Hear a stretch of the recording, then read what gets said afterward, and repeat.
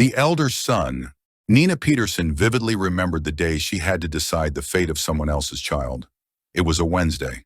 Her husband came home from work much earlier than usual, gloomy, exhausted. Without a word, Victor handed her an envelope. "What happened?" she asked, unfolding the letter. "Vera is gone," he said heavily. "Without my consent, they won't place Sasha in a foster family." Nina had known about Victor's son even before they got married. It was a common story. He had fallen in love while serving in the army. After his service, he brought the girl back with him to a new city, and they rented an apartment together. But Vera didn't last long. One day, she packed her things and returned to her hometown. Sometime later, a postcard arrived. "Congratulations, you have a son." Victor never talked about why things hadn't worked out between them, and Nina never asked. The past was the past. Why dig it up? When Nina was 4 months pregnant, Vera suddenly showed up at their doorstep, holding little Alex in her arms. She made a scene, tried to win Victor back, but he firmly sent her away, and he stayed with his wife. Nina never held a grudge against him. How could she blame him for something that happened before they had even met? Vera had filed for child support, and Victor paid every month without fail. She never wrote or called again. Later, Nina and Victor found out that Vera had married twice more, but her second divorce seemed to break her. She took her own life, overdosing on pills. By then, Nina and Victor already had 2 children of their own. Walter, a little younger than Alex, and baby Veronica, who had just turned 1.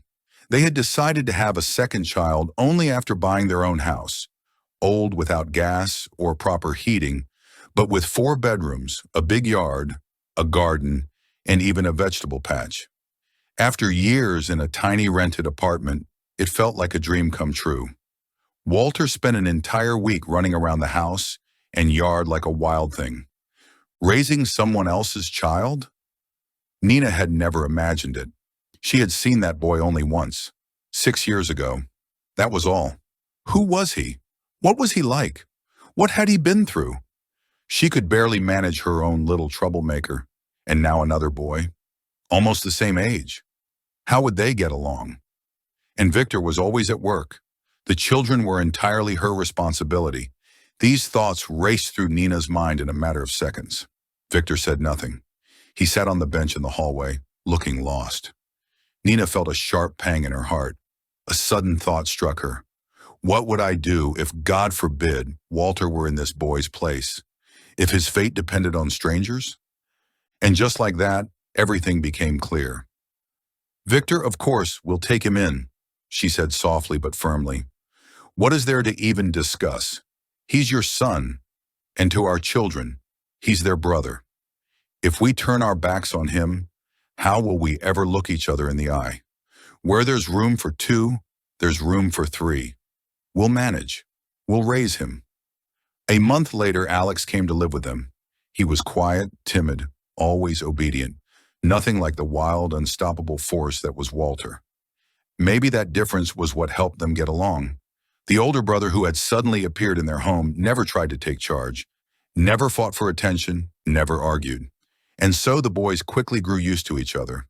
And then there was little Veronica, funny, sweet, always smiling.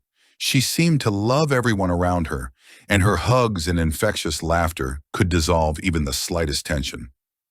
That fall, Alex started first grade. He did well. His mother must have prepared him. Money was tight, but Victor worked as hard as he could to support the family. And before long, Nina went back to work too. They had 3 children to raise. As the kids grew older, they became real helpers around the house. They lived in harmony. Nina and Victor never made a distinction between their own children and the one they had taken in. When Alex got into college, Nina fell seriously ill. She spent months in the hospital and underwent a difficult surgery. It was terrifying, but she refused to give in. She kept thinking about her children, who still had their whole lives ahead of them. She believed she had to recover, for them. She dreamed of seeing Walter, Alex, and Veronica grow up, find happiness, start families of their own. She dreamed of holding her grandchildren. But for Victor, this trial was too much. It broke him. He started drinking, heavily, as if he had lost the strength to fight. It was 18-year-old Alex who became the true pillar of the family. He switched to evening classes and got a job to help his mother. Almost every day he came to the hospital, sitting with her for hours, reading books aloud, telling her how things were at home. He often asked Nina how to cook the dishes Walter and Veronica loved. Then he'd bring her a sample to taste, making sure he got it right. Alex kept one thing from his mother for as long as he could. Walter had fallen in with the wrong crowd and gotten into serious trouble. It even went to court. Fortunately, he was given a suspended sentence. Prison time was avoided. Nina recovered. But her relationship with Victor was never the same again. She couldn't forgive his weakness, his betrayals in the darkest days of her life. It was a good thing the house was big. They lived like neighbors now. Victor was trying to quit drinking, but sometimes he still fell back into his old habits. A year ago, Alex brought home his fiancée, the girl he had been in love with since high school. She was studying to become a psychologist and immediately took it upon herself to help Victor fight his addiction. Life went on, and soon the house would be filled with laughter once more. The young couple had just found out they were expecting twins.